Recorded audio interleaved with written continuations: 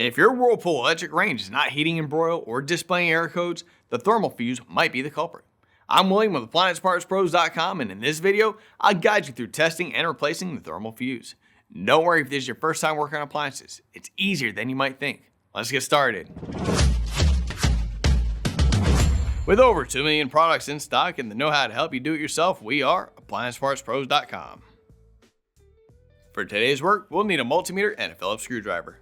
Also, please remember that safety comes first. Don't forget to unplug your electric range or turn the breaker off. With the power disconnected, we're ready to get started and tackle the first step in troubleshooting your range. Grab a Phillips screwdriver and remove the 2 screws securing the terminal block cover. Slide the cover down and off, then set it aside. Next, remove the Phillips screws from the back cover. You can leave one screw loosely in place in the slotted cutout to help hold the panel while removing the others. Once the remaining screws are out, lift the panel off and set it aside. Locate the thermal fuse, which will be near the center of the back of the oven. Disconnect one wire and set your multimeter to measure continuity, which looks like a sideways Wi-Fi symbol. Test the thermal fuse for continuity.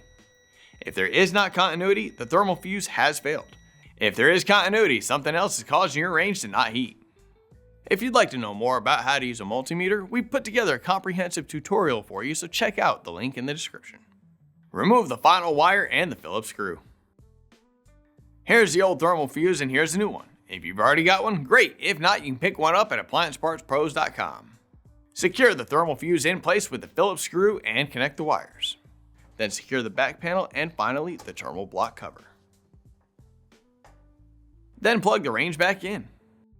Great job taking on the repair of your Whirlpool electric range. We'd love to hear how your thermal fuse replacement went, so feel free to share your experience in the comments below. If you still need to order a new thermal fuse or any other appliance part, make sure you have your model number handy and visit AppliancePartsPros.com. Most orders arrive in just a few days. Thanks for trusting us to support you in your do-it-yourself journey, and we're here anytime you're ready to tackle your next project.